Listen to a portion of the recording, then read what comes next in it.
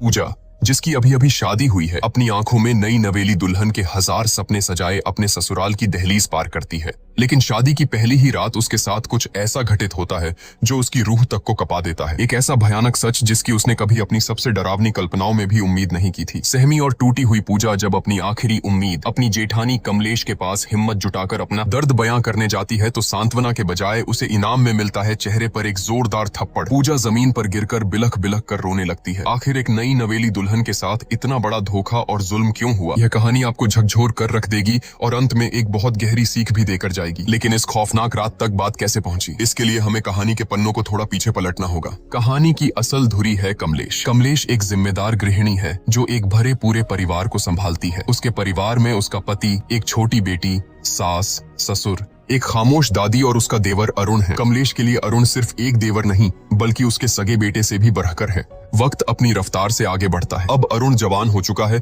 और पूरा परिवार उसके लिए रिश्ता देखने जा रहा है। जिस लड़की को देखने पूरा परिवार जा रहा है उसका नाम है पूजा। इंग्लिश ऑनर्स में बीए कर चुकी पूजा अपनी बातों और आत्मविश्वास से सबका मन मोह लेती है। जब वह अपनी मीठी आवाज में एक अंग्रेजी गाना गाकर सुनाती है तो मानो पूरा परिवार उस पर फिदा हो जाता है। अरुण तो जैसे उसे देखते ही अपना दिल हार बैठता है। लेकिन इस पूरे कमरे में एक शख्स ऐसा था जिसके चेहरे पर खुशी की जगह एक उलझन थी। कमलेश को पूजा का यह मॉडर्न और बेबाक अंदाज बिल्कुल रास नहीं आता, लेकिन अरुण की खुशी और उसकी जिद के आगे कमलेश को झुकना ही पड़ता है। मन मारकर ही सही वह इस रिश्ते के लिए हामी भर देती है। उसी दिन चट मंगनी पट ब्याह की तर्ज पर धूमधाम से रिंग सेरेमनी हो जाती है। पूजा की उंगली में अरुण के नाम की अंगूठी सज जाती है, लेकिन किसी को नहीं पता था कि यह खुशियां सिर्फ एक रात की मेहमान है। अगली सुबह कमलेश अपनी सास के साथ ऑटो से कहीं जा रही होती है। अचानक रास्ते में उनकी नजर एक भारी भीड़ और शोर शराबे पर पड़ती है। कुछ लोग सड़कों पर विरोध प्रदर्शन कर रहे थे। तभी भीड़ के बीच कमलेश की नजर एक ऐसे चेहरे पर पड़ती है जिसे देखकर उसके पैरों तले जमीन खिसक जाती है। वह सरेआम भड़क उठती है और हुक्म सुनाती है कि ये सब नौटंकी तुरंत बंद करो। गुस्से से आगबूला कमलेश आगे बढ़ती है। पूजा का हाथ झटक कर पकड़ती है और उसकी उंगली से सगाई की अंगूठी बेदर्दी से खींचकर निकाल लेती है। एक ही पल में, एक झटके में उसने वो रिश्ता तोड़ दिया जो कल ही जुड़ा था। जब कमलेश यह तूफान लेकर घर लौटती है तो घर में कोहराम मच जाता है। कमलेश का पति उसे आईना दिखाते हुए कहता है कि जो रायता तुमने बिना सोचे समझे फैलाया है उसे अब तुम्हें ही समेटना होगा। बेचारा अरुण भी लाख मिन्नतें करता है, समझाने की कोशिश करता है कि पूजा की सोच गलत नहीं है, लेकिन कमलेश अपने गुरूर में अंधी हो चुकी थी। उसके कानों पर जूं तक नहीं रेंगती और वह किसी की एक नहीं सुनती। कुछ देर बाद कहानी में एक खूबसूरत और जज्बाती मोड़ आता है। अपने रिश्ते को बचाने और अपनी बात समझाने के लिए पूजा खुद कमलेश के पास पहुंचती है।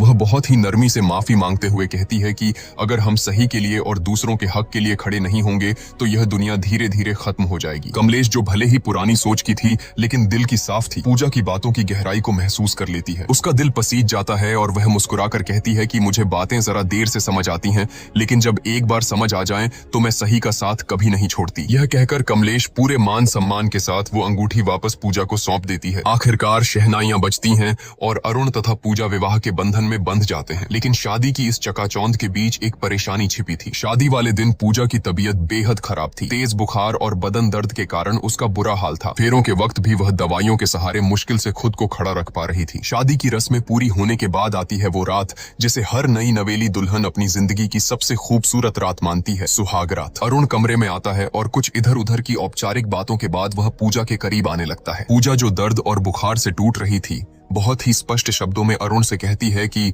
मेरी तबीयत बहुत ज्यादा खराब है, मुझे तेज बुखार है और पूरा शरीर दर्द से टूट रहा है। प्लीज आज हम कुछ भी नहीं करेंगे। लेकिन अरुण पर जैसे हवस और पति होने के गुरूर का भूत सवार था। उसने पूजा की एक न सुनी। पूजा के लगातार मिन्नतें करने, रोने और मना करने के बावजूद अरुण ने अपनी मर्दानगी के अंधे नशे में उसके साथ जबरदस्ती की। नई दुल्हन के वो सुनहरे सपने उसी बिस्तर पर बुरी तरह कुचल दिए गए। सुबह की किरणें कमरे में आईं, लेकिन पूजा की दुनिया में हमेशा के लिए अंधेरा छा चुका था। वह दर्द और सदमे से कराहते हुए बस रोए जा रही थी। अरुण उसे चुप कराने की कोशिश करता है, मानो कोई बहुत मामूली बात हुई हो। वह बड़े हक से कहता है कि अरे मैं तुम्हारा पति हूँ, यह तो मेरा हक है, शादी के बाद तो यह सब होता ही है। यह सुनकर पूजा के अंदर का दर्द एक चीख बनकर फूट पड़ता है। वह बिलखते हुए अरुण की आंखों में देखती है और कहती है कि हक तूने मेरा किया है। शब्द सुनकर अरुण सन्न रह जाता है, लेकिन अपनी घिनौनी हरकत पर शर्मिंदा होने के बजाय उसकी मर्दानगी को चोट लग जाती है। वह गुस्से से आगबूला होकर कहता है कि अगर तुझे लगता है कि मैंने कुछ गलत किया है तो जा बाहर और चिल्ला चिल्लाकर सबको बता दे। यह कहकर वह निर्दयता से पूजा को कमरे से बाहर निकाल देता है। रोती कांपती पूजा जैसे ही कमरे से बाहर आती है,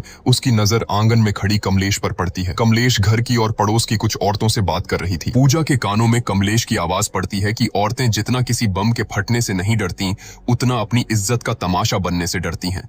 यह एक वाक्य पूजा के सीने में किसी जहरीले तीर की तरह चुभ जाता है। उसे तुरंत समझ आ जाता है कि जिस समाज और परिवार में वह खड़ी है, वहां अगर उसने अपना मुंह खोला तो उसे न्याय नहीं मिलेगा, बल्कि इस घर में उसी की इज्जत का सरेआम तमाशा बन जाएगा। समाज और बदनामी के इसी खौफ से हारकर एक जीती जागती हक के लिए लड़ने वाली लड़की अपने आंसू पीते हुए खामोशी से वापस उसी घुटन भरे कमरे में लौट जाती है। उसके मासूम दिल में कहीं न कहीं यह उम्मीद बची थी कि शायद अरुण को अपनी हैवानियत का एहसास हुआ होगा, शायद वह अपनी गलती मानेगा और उससे माफी मांगेगा। लेकिन अरुण का रवैया देखकर पूजा के पैरों तले बची खुची जमीन भी खिसक गई। पूजा पहले से ही असहनीय दर्द में थी, लेकिन अरुण ने अपनी हवस को प्यार का नाम देकर एक बार फिर उसके साथ जबरदस्ती की। पूजा अंदर तक टूट चुकी थी। उसे समझ आ गया था कि जिसे दुनिया पति पत्नी का प्यार कहती है, वह उसके लिए सिर्फ और सिर्फ एक वैवाहिक बल था, जिसके खिलाफ वह कुछ नहीं कर सकती थी। अगली सुबह कमलेश की नजर छत की बाउंड्री पर गुमसुम खड़ी पूजा पर पड़ी। पूजा की आंखों की वीरानी और उसका खामोश चेहरा देखकर कमलेश का दिल धक से रह गया। कमलेश के लाख पूछने पर भी पूजा ने रात का वह खौफनाक सच नहीं बताया। कमलेश समझ गई कि कुछ तो बहुत गलत हुआ है और वह बिना ज्यादा सवाल किए पूजा को उसके मायके छोड़ आई। मायके पहुंचकर पूजा ने सोचा कि शायद दुनिया में एक माँ ही है जो अपनी बेटी का दर्द समझ सकती है। उसने अकेले में अपनी माँ को बीती रात की सारी सच्चाई और अरुण की दरिंदगी के बारे में बता दिया। लेकिन जो जवाब उसकी सगी माँ ने दिया,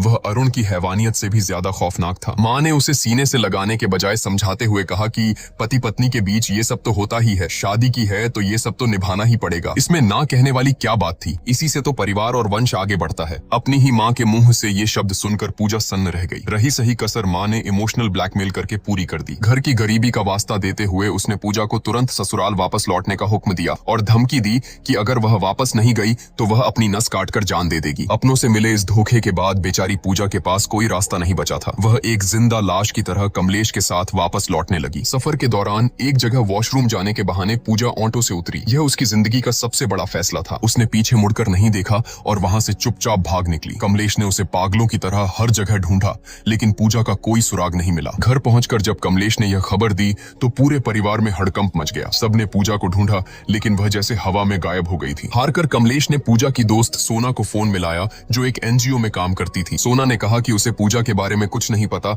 लेकिन वह उसे ढूंढने की पूरी कोशिश करेगी। आखिरकार सोना की तलाश पूरी होती है। पूजा उसे एक सुनसान पार्क के कोने में गुमसुम किसी सहमी हुई बच्ची की तरह बैठी मिल जाती है। जब कमलेश वहां पहुंचती है तो पूजा हिम्मत जुटाकर अरुण की उस खौफनाक रात की सारी दरिंदगी और सच्चाई कमलेश के सामने उगल देती है। लेकिन सालों से अरुण को अपने बेटे की तरह पालने वाली कमलेश का अंधा विश्वास सच्चाई पर भारी पड़ जाता है। सच सुनने के बजाय कमलेश का गुरूर टूटता है और वह गुस्से में आकर पूजा के गाल पर एक जोरदार थप्पड़ जड़ देती है। वह चिल्लाती है और पूजा को लगभग घसीटते हुए वापस उस कैद खाने में ले आती है। भले ही कमलेश ने पूजा को थप्पड़ मार दिया था, लेकिन एक औरत होने के नाते उसके अंदर शक का एक बीज बोया जा चुका था। वहीं दूसरी तरफ हम देखते हैं कि हनीमून के खूबसूरत वादियों में पूजा अंदर से पूरी तरह वीरान और खौफजदा थी। वह अरुण से एक आखिरी उम्मीद के साथ बात करने की कोशिश करती है, लेकिन अरुण की आंखों में प्यार नहीं, सिर्फ एक भूखे भेड़िए जैसी हवस थी। वह एक बार फिर पूजा की चीखों और आंसुओं को अनसुना करते हुए उसके साथ जबरदस्ती करता है। बेचारी पूजा उस बिस्तर पर तड़प और रोने के अलावा कुछ नहीं कर पाती।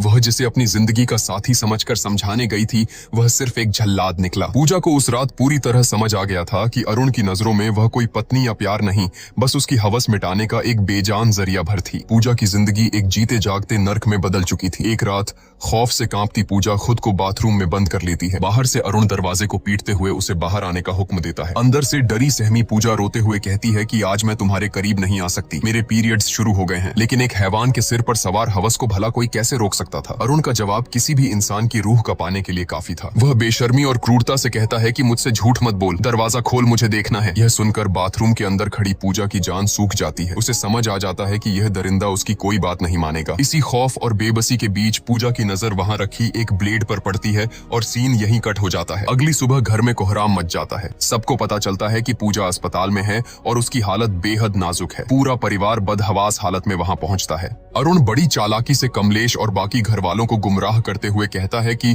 उसे औरतों वाली कोई अंदरूनी दिक्कत थी, शायद उसी वजह से यह हालत हुई है। लेकिन जब कमलेश अंदर जाकर लेडी डॉक्टर से बात करती है तो डॉक्टर जो सच बताती है वह सुनकर कमलेश के पैरों तले जमीन ही नहीं खिसकती, बल्कि उसका पूरा वजूद हिल जाता है। डॉक्टर डॉक्टर भारी आवाज में बताती है कि पूजा के उन नाजुक हिस्सों पर ब्लेड से गहरे कट लगे हैं और बहुत ज्यादा खून बहने की वजह से उसकी यह हालत हुई है। यह सुनकर कमलेश सन्न रह जाती है। वह तुरंत खुद को संभालती है और घर वालों को वापस भेज देती है, यह कहकर कि वह पूजा के पास रुकेगी। होश आने पर जब कमलेश पूजा के पास बैठती है तो पूजा आंसुओं में डूबकर वह कड़वा सच उगलती है जिसने उसे इस हद तक जाने पर मजबूर किया। यह दर्द सुनकर कमलेश अंदर तक टूट जाती है। उस रात जब कमलेश घर लौटती है तो पूजा के दर्द को महसूस करने के लिए वह खुद बाथरूम में जाती है और हाथ में वही ब्लेड उठाती है। वह उस ब्लेड को अपनी त्वचा पर रखकर वही करने की कोशिश करती है जो पूजा ने किया था, लेकिन ब्लेड की हल्की सी चुभन से ही उसके हाथ कांप जाते हैं। वह ब्लेड फेंक देती है। उस एक पल में कमलेश को गहराई से एहसास हो जाता है कि आखिर वो 21 साल की मासूम लड़की किस कदर खौफ और दर्द से गुजरी होगी कि उसने खुद को इतनी खौफनाक सजा दे दी। अगले दिन जब अरुण अपनी बेशर्मी का लबादा ओढ़े पूजा से मिलने अस्पताल पहुंचता है तो उसे पता चलता है कि कमलेश पहले ही पूजा को डिस्चार्ज कराकर अपने साथ ले जा चुकी है।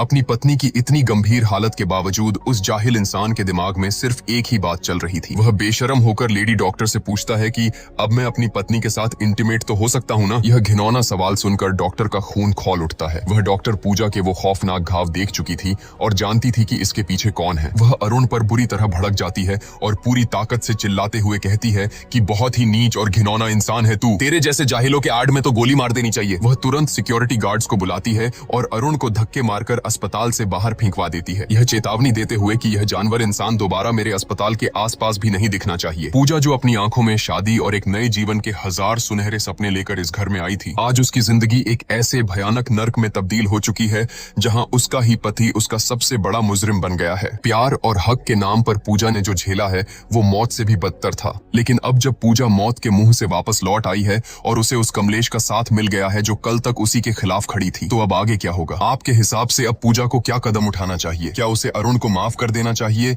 या उसे ऐसी सजा देनी चाहिए जो एक मिसाल बन जाए? अपनी राय हमें कमेंट्स में जरूर बताएं। वीडियो को लाइक करें और चैनल को सब्सक्राइब करना बिल्कुल न भूलें ताकि पूजा की कहानी का अगला और सबसे अहम हिस्सा आते ही आप तक पहुंच सके। मिलते हैं बहुत जल्द कहानी के अगले भाग में।